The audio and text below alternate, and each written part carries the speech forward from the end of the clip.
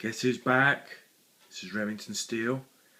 I just thought I would take this Sunday morning to show you where I'm at with my Vampire Counts army. Now, I put a video up, must have been almost a year ago now, and it was pictures of work in progress, and this is how far I've got since then. You've got a Necromancer there from Cyborg Miniatures, painted up real nice with some zombies coming out the ground. These are all Mantic zombies, but with the Citadel, Games Workshop standard. Put a bit of Crypt Ghoul bits on there, and that's my army stand. Well, it's not the army standard bearer, but that's the kind of motif. It's the Howling Wolf. So this is my zombie regiment in there. Now I could have taken pictures of this army, but then I'd have to record the voice on top, and I just thought I'll try and hold the camera as steady as I can, he says as it's shaking, and I can do my voice at the same time then. Yeah, pretty cool regiment. Obviously these zombies go down like flies in the game, so okay, let's move on to my skeleton unit, bolstered by a White King in the middle. I'm really happy with that standard I've done there. I've just got to do his basing. On the right there, that's the first skeleton warrior I painted, and these skeletons are the old style GW ones. You can still buy them in boxes of 5, and you get a spear or a sword option. There's a Khan Wraith, looking good.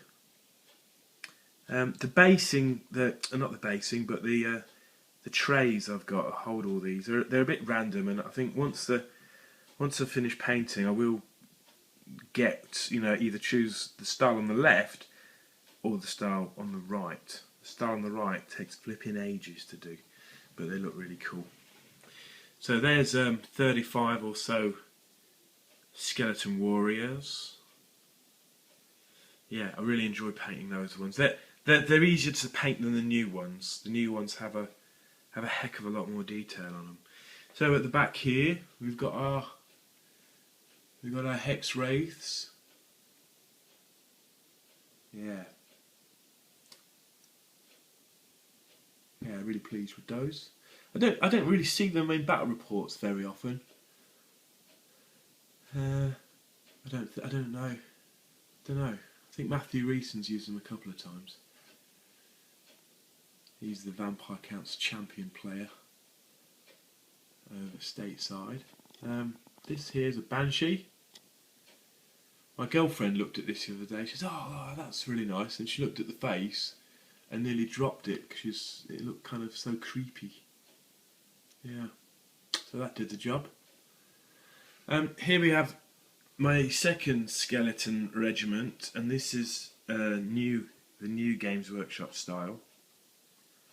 See, as you can see, a lot more detail. And again, the Howling Wolf banner.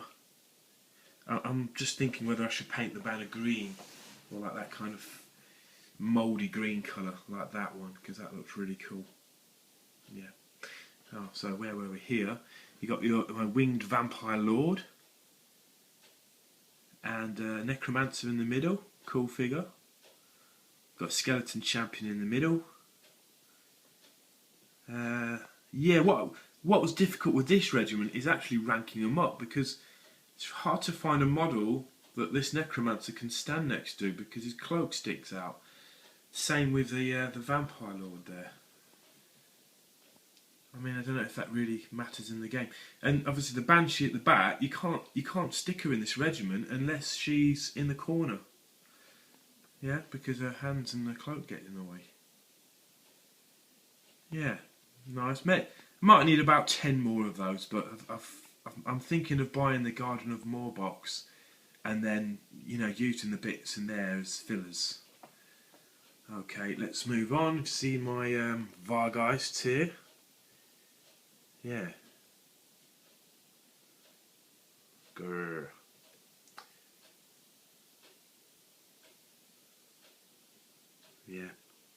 I sort of wish 3 was enough, but a lot of the reports I've seen, it seems like, you know, you really need 6 or 2 units of 3, 1 big unit of 6 for these guys to really pack a decent heavyweight punch.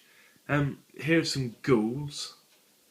Loving the basing on the front 3. That's I think they cost about £4 for 5 of those bases. So I did consider having those in the whole army at one point, but then God, I don't know. It's a lot of money, isn't it? I've got about 10 more Ghouls, but they're not really painted yet, and I just wanted to show you the figures that I've painted, or you know, that look good enough to show. Yeah, again, I'll put a little piece of the mausoleum in the middle there with some Ghouls crawling all over that one. There we've got the grave guard with Conrad in the middle. That standard on the left, I didn't make that. I bought these grave guard on the internet, and so they already came assembled with the sword and the shield. So I would have preferred them to have double-handed weapons. Well, that's how I bought them. But there was one figure that was already painted, and that was the standard bearer. So I'll probably redo that standard with the Howling Wolf emblem. But yeah, I think I did an okay job with these grave guard. Not too bad. They're definitely harder to paint when they've got the sword and the shield. I've given, like, can you see this, like, light blue? Yeah, this sort of light blue effect. That's because they've got these magical weapons. Not sure if they've got magical attacks. I'd have to read that. But they've got killing blow. I think they're are they called wraith blades or something like that? Yeah. The ones at the back, they're not quite finished, but I guess they're sort of they're gaming standard, but you reach burnout, don't you? You do 5 or 6 models and it's like, oh fuck this. Excuse the language. At the back here we've got my converted crypt ghouls. So you may have seen there's a couple of videos of me doing these work in progress. I think these look wicked. I'm really, really pleased with those. These are, like, I think creatively these are the best models I've made. You've got bits of the Ogre Kingdom's bodies. You've got the Crypt Horror Vargeist box set heads and arms, and then you've got Ghoul bits of Ghouls, because they're coming out the body there and chomping away on his arm.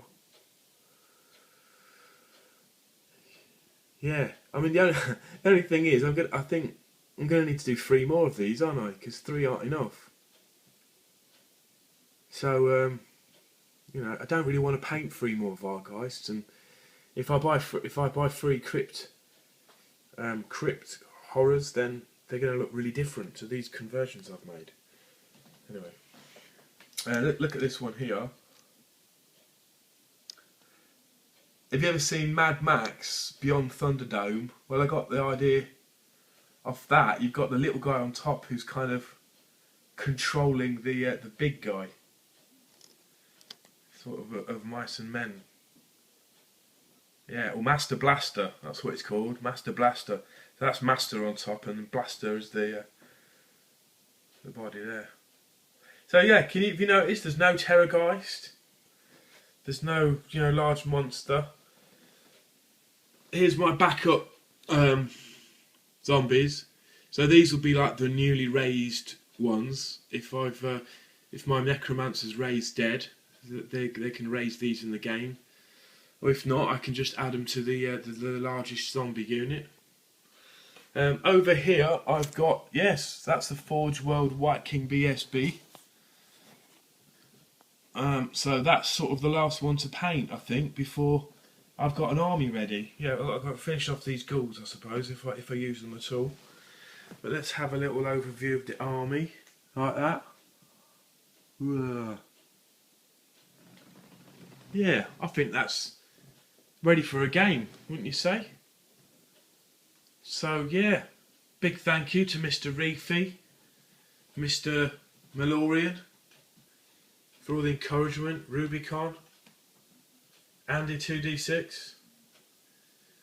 Yeah, just need an excuse to play these guys against some worthy opponents. Yeah, cool, man. I might buy a Terrorgeist. I'm not one of those, you know, Smurf players that's going to get 2 or 3 big monsters. I don't roll like that. I get figures because I like the look of them. Might get a corpse cart as well, but there you go. Yeah, thanks for watching. This is Remington Steel. Said I was coming back. Yep. And so here you go. Yeah, look at my other videos, and you'll see me. You'll see these having works in progress. Yeah, I do like that one. Yeah, it goes really well, I think. All right. God bless. Take care.